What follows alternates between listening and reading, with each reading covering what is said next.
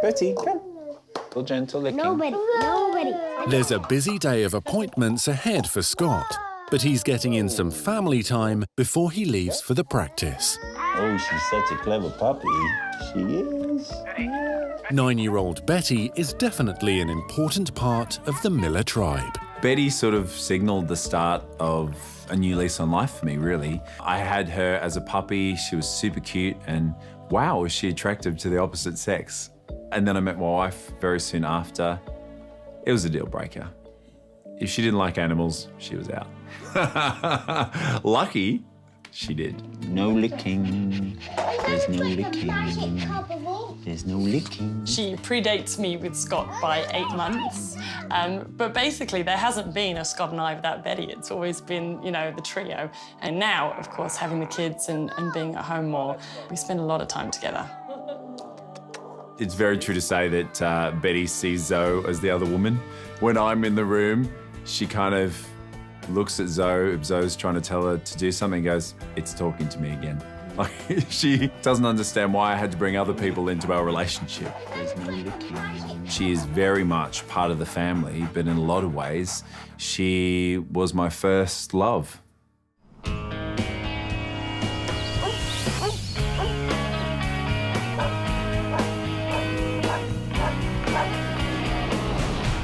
Today, Betty's a happy pooch.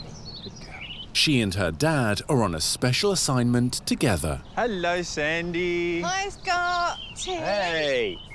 Great to see you. Thank you so much for taking time out to show me first aid, Scott. My pleasure, my pleasure. Now, you know Betty, my border terrier. And you've got another dog? This is Sparky the dog, and very soon we're going to be sparking her back into life. Are you sure about that, Scott?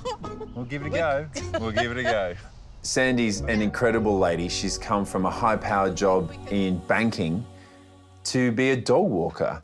So I brought my beautiful Betty along today because she is my very good stand-in patient. And when she asked me to do first aid to help her in her new business venture, sounds good? Sure. This is just an example that we can use for placing a muzzle. Yeah. Okay. The reason I asked Scott to help me was because I don't just want to be any dog walker. I want to be the best dog walker who can handle any situation that arises. What are we doing, Kelly? What are you going to do? Shimmy. Sandy's VIP dog-minding business offers services ranging from special garden visits to standard dog walking. This is my ideal job. This is why I was born.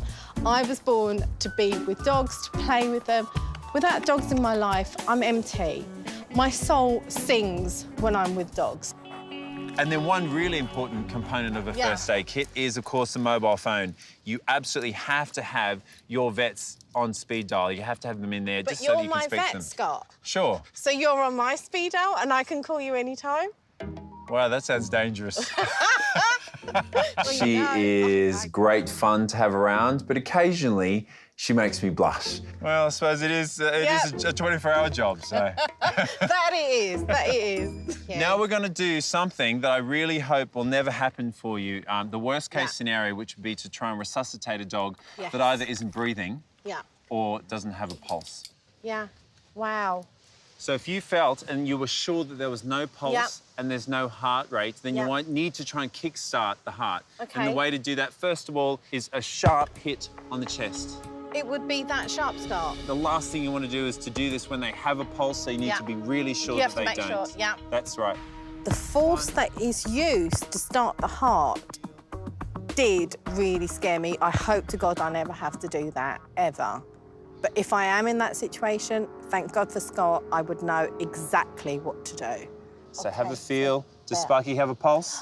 No, so I think you're going to have to give mouth to mouth. Mouth to mouth. Yes. Yeah, on the dog. Well, you could try me. For a second there, I wasn't sure if Scott was meaning mouth to me, or was it actually to Sparky? Let's just try the dog first, shall we? Yeah? But unfortunately, he did mean Sparky and not me. But hey-ho.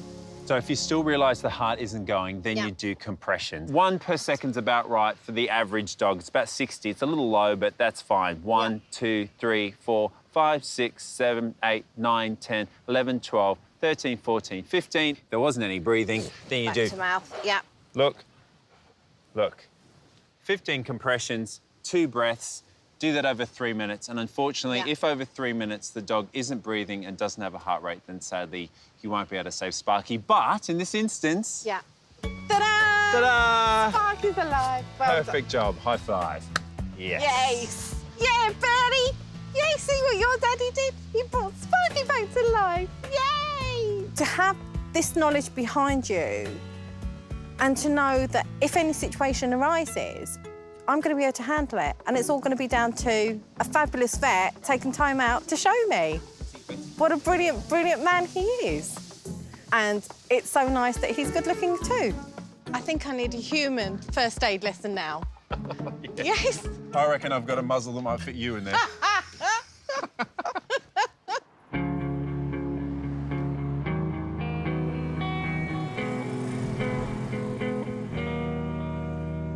She just doesn't know what to do with herself. She's knackered and she's sore, but she won't sleep. Next day, Scott's world is suddenly turned upside down. Hey, come on. Ironically, after yesterday's fun first aid lesson, Betty has just suffered a serious injury.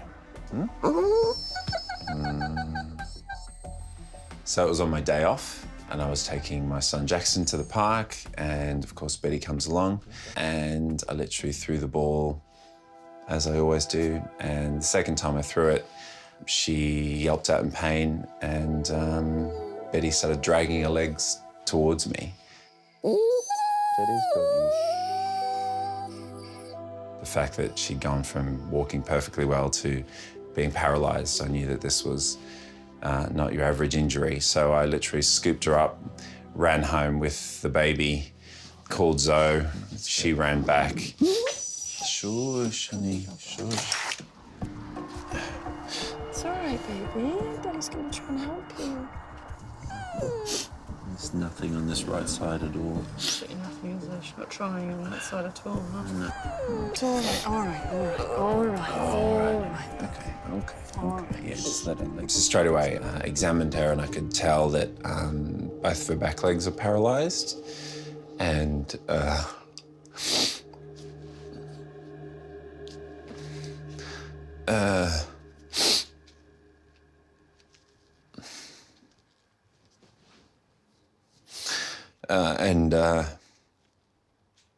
this was a spinal injury.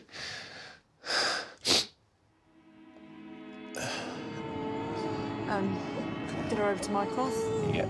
Despite already being given pain relief, the traumatized terrier is still crying out for help from her best friend. Take you to Uncle Michael's house. Come on, let's get her. Go. The sooner we get her, the better. Scott is about to take Betty to specialist orthopedic surgeon Michael Hamilton to find out if anything can be done. I need to go and see Michael. Yeah, just see a mate. Who knows more about this stuff than me. Just to kind of, just give me the honest steer. Because my heart is really in my head right now.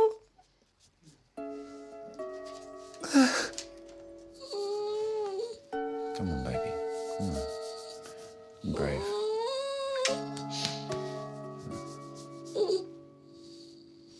Okay, guys, get the stuff for the car, so she needs to get going.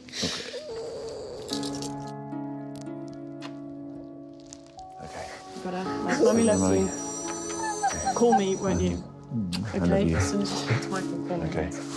See ya. Drive safe, Bubba. Thanks. Good girl.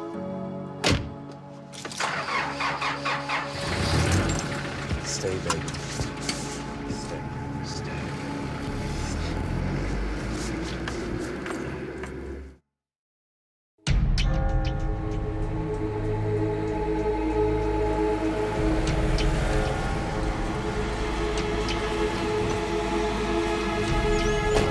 Scott's now arrived at the Cherry Tree Veterinary Practice.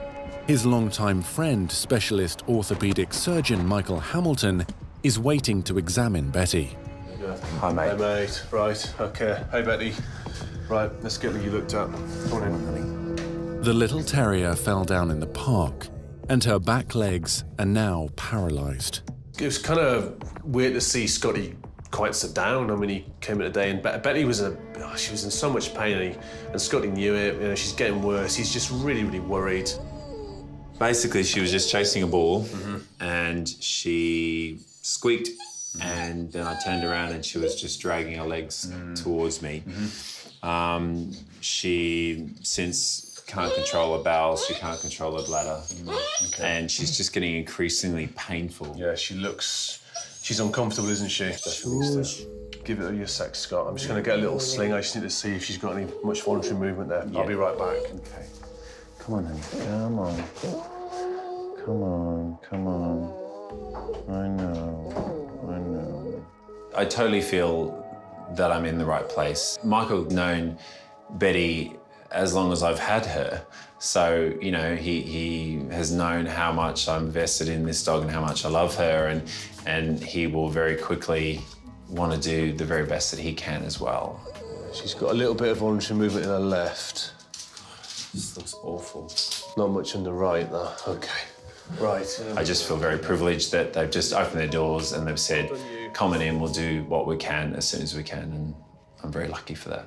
The most likely thing by a mile, given how she's painful, is that she's burst a disc in her back, and some of the content of the disc is now squashing the spinal cord. Okay. And then everything kind of downstream just isn't working very well. So that's the most likely thing.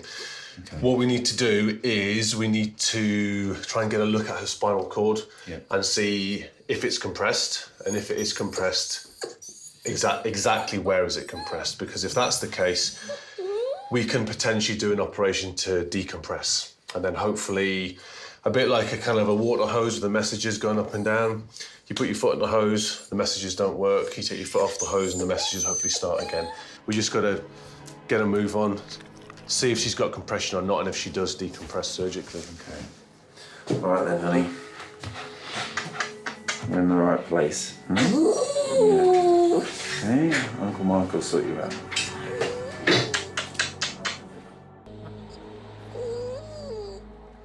Going to be wriggly, Probably. Probably. You're gonna be a wriggly girl, are you? At the Cherry Tree surgery, Scott is clinging on to the hope that Michael will be able to help Betty walk again. So what we're going to do, we're going to get her asleep, take some X-rays, then we're going to inject some of this stuff. This is a contrast agent into the space around her spinal cord where the spinal fluid sits. And then we take more X-rays, and then what that actually did, that's going to highlight the spinal cord. The little terrier fell over in the park chasing a ball and immediately lost the use of her back legs. She's in a lot of pain, it's getting worse, and so, you know, if we do nothing, there's going to come a point whereby she can't even feel her feet, and then the prognosis gets worse, so, you know, time's kind of the essence. Best mate, dog's in a bad old state, got to bring my A game to fix this dog. Try and get her nice and straight. Okay, right. Everybody out.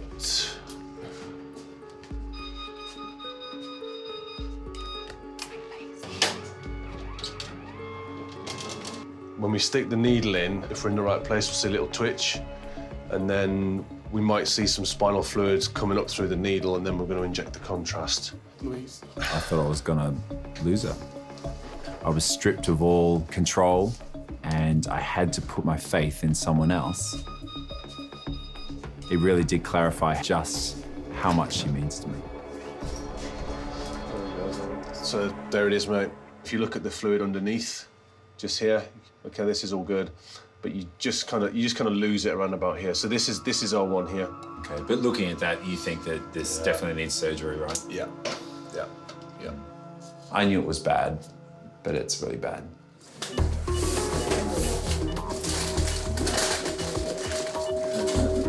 Operating near the spinal cord has massive inherent risks. You know, the spinal cord, if the cells have died, they don't regenerate. So worst case scenario is she never walks again. Right, happy? Yeah. Have a 15 scalpel blade, please. 15 scalpel.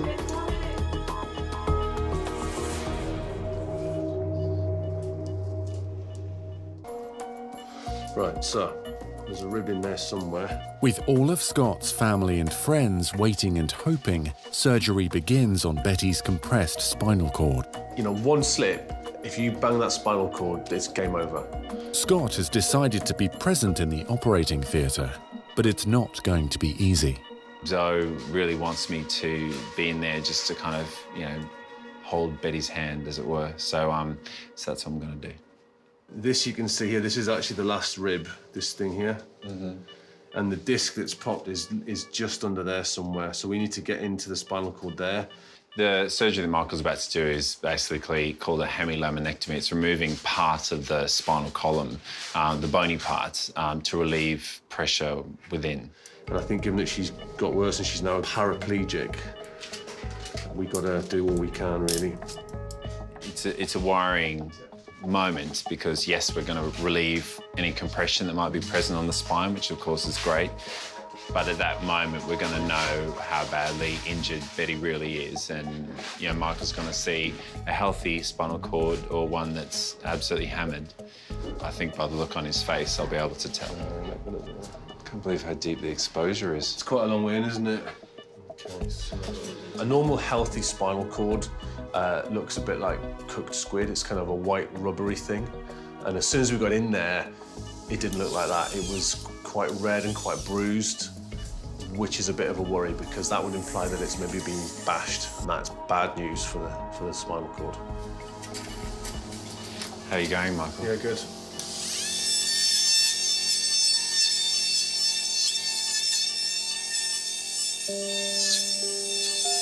Seeing Michael use the drill that close to my dog's spinal cord, I'm freaking out. It's not something I'm finding interesting or intriguing, all the things that I normally would feel when I'm watching a fellow veterinary professional perform their job. This time around, I'm just an owner and I'm not enjoying it at all.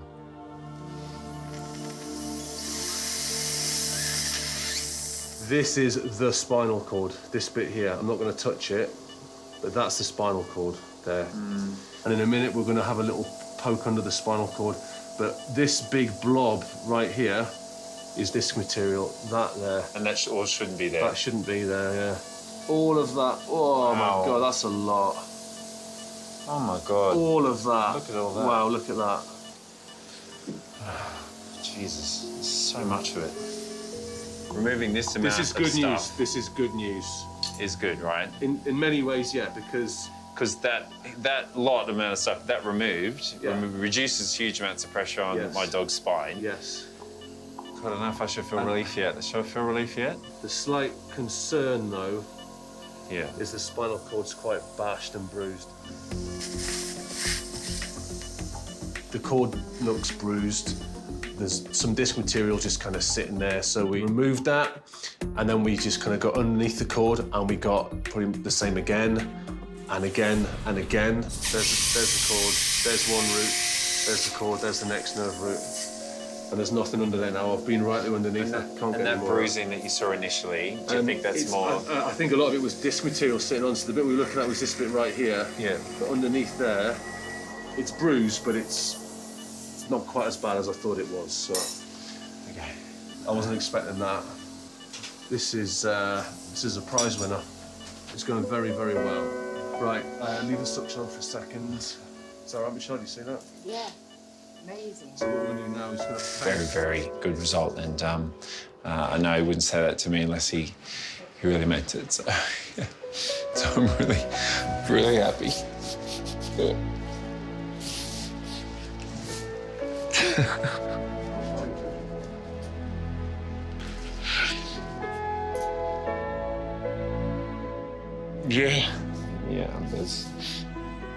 Yeah. There's real hope with that now.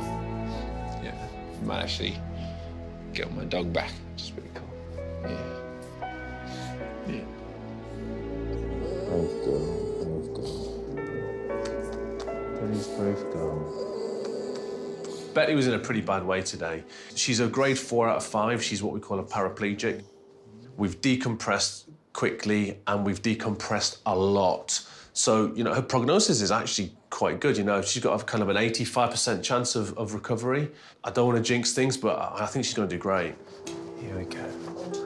Ooh, she's so good. Such a brave girl.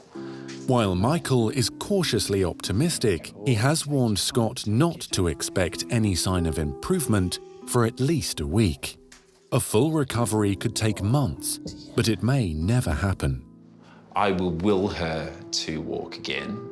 I couldn't think of that not being the case. So I'm just gonna keep hoping that that's gonna happen, and that everything that everyone's done today is gonna make that difference.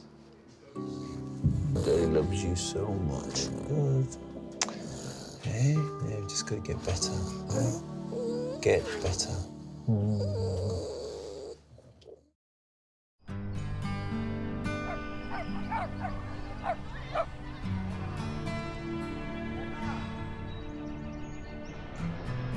Okay, baby. It's physio time. Yes, it is. It's been 3 days since Betty's spinal surgery. Zoe asked Scott if she could look after the little terrier at home and give her round-the-clock care. Bit of a massage, don't we, Bits? Betty's surgeon, Michael Hamilton, has warned them it could take up to a week for the patient to show any signs of movement in her paralysed limbs. All that blood flowing through the muscle. Keep it all nice and stimulated. There are no guarantees of a full recovery. I think she's maybe a little brighter in herself, which is good. She's definitely pleased to see people when they come in. She's just frustrated she can't do her usual meet and greet at the door that Betty does like to do, with a lot of licking as well. But yeah, I think maybe a little brighter in herself. I think so, yeah. Stretch, honey bunch. Good girl, that's it. I know. Lay down, lay down. There definitely is something there. There's some sort of deep pain sensitivity there, for sure. We're not getting any reaction at the moment from the knuckle test. We're hoping that she'll correct her own paw on that, which she's not doing at the moment, but we just keep testing. She does her physio sort of 2 to 3 times a day. We're just gonna keep testing it. Come on, Betty. You can do it, baby. Spring back. Not today, but that's okay. That's okay. Not this morning, maybe later, hey? You are constantly on edge because you want to see an improvement, but you're scared you're going to see something to the contrary.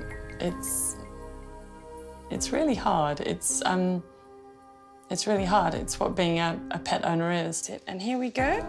Good girl. Feet down. It doesn't make it any easier to see. Doesn't make it any easier to do. And to watch Betty get so upset sometimes when she forgets that she can't move and she goes to step forward and she goes to come and see you.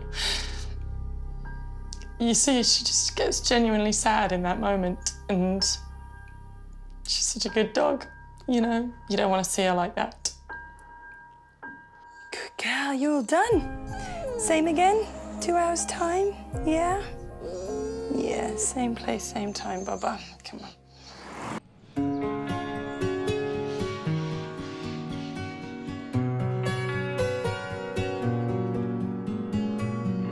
Where's the squirrels? You gotta get up so you can go and play with them. Not that they'd call it playing with, would they? Nope. No, they wouldn't. With his work over for the day, Scott can now focus on Betty again. Where's the squirrel? Where's the squirrel? Where? Where is it? As a special treat, he's carried her to the local park, and she's lapping up the one-on-one time. Been a lot of clinical environments, a lot of injections and lots of tablets and lots of treatment going on and lots of sadness. And so to sit in the sun and to see her responding to the birds and the other dogs and the squirrels was just really nice. You know, this is her behaving like a dog. Oh, what are those doggies doing? Are they running? You'll be able to do that soon. You will. You will. But right now, there's really not much to write home about. You know, she can't move, she can't go to the toilet by herself, And even though Michael said, wait 7 days, it's just so tough. It's excruciating. Just try and use your legs, baby.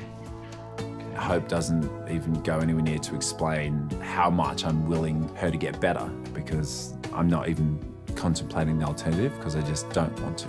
So she is going to get better. Start using your legs and you can enjoy it all, can't you? Start walking again. That's what you need to do.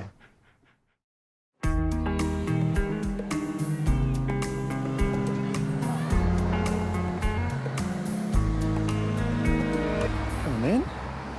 Trying to see everyone. Hey, go and see all the team. Yeah, good girl. Here we go.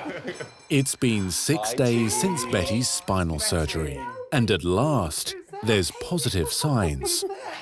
Oh my word, look at you. I know, she's even wagging her tail. Oh, Look at that. darling. Wagging your tail.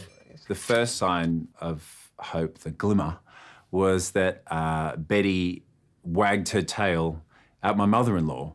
Now, usually when mother-in-laws come into the house, you're not that impressed. But apparently my dog was. And look, but she's actually Betty. doing her best to stand on her own now. See? Aren't she, sweetie? She's still very weak on the left, but she is so much stronger on the right. And she actually stood up yesterday, which is very exciting, wasn't it? Who's a clever girl? Didn't you? Who's a clever girl? It's literally amazing. Nice to see her a bit happier and a bit of spirit back, isn't it? And back to licking. Yeah. Back to licking every inch of everybody. Disgusting. Wouldn't have you any other way. You know, everybody needs a win. We can't save every animal. We can't diagnose every problem in a heartbeat, you know? And to have Betty come in today, standing, wagging her tail, happy, smiling, and all of that is the biggest win that you could ever ask for, because alongside her was Scott, happy and smiling, and they come as a bit of a package, those two, I think, and it's just made everybody absolutely lift their spirits, and yeah, it's a good little tonic for everyone to have. Hey, Jess. Hey, Scott. Oh, Hey, look. look. Who's that? That's your little friend. She looks amazing. Yeah. Oh, my goodness. She's coming along really, really nicely. She's just starting to stand, and now it's all about trying to teach her to walk. I've actually got a little something for Betty to help her with her walking. Oh, wow. That is amazing. Wow, so a little sort of stretchy sling support thing. That's right. Made of dressing material. I can even see you've braided dressing material. Can't even braid my kid's hair. That's unbelievable. All right. She's a special little girl, so had to be done. The whole team have been just so supportive during this really fairly tragic journey, and I know that both they really want to see Betty and Betty really wants to see them. Good girl. Oh, Betty. Ooh. Look at that. Wow. Look at Jess, those that works so legs. well. Every single day I'm seeing big jumps. I'm going to continue to push her as much as I can, offer up everything I can to really just get the dog back that I love. Come on, clever girl. Look at that. What a good girl. That's it. And I know she can do it. She's a brave, plucky little dog. That's it. There is seemingly a light at the end of the tunnel. Clever girl. You are so clever. Well done, honey.